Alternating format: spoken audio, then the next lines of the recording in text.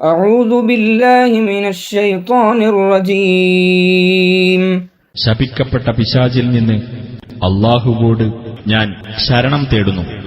من كان يريد الحياة الدنيا وزينتها نوفي إليهم أعمالهم فيها وهم فيها لا يبخسون.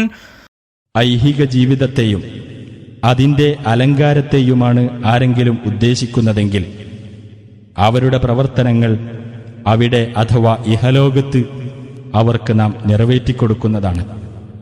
അവർക്കവിടെ യാതൊരു കുറവും വരുത്തപ്പെടുകയില്ല.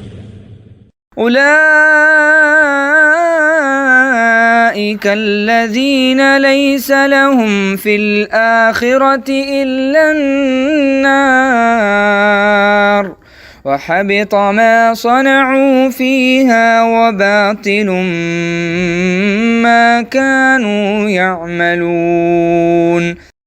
പരലോകത്ത് നരകമല്ലാതെ മറ്റൊന്നും കിട്ടാനില്ലാത്തവരാകുന്നു അക്കൂട്ടർ.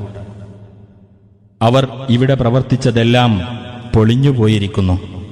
അവർ ചെയ്തുകൊണ്ടിരിക്കുന്നതെല്ലാം ഫലശൂന്യമത്രേ.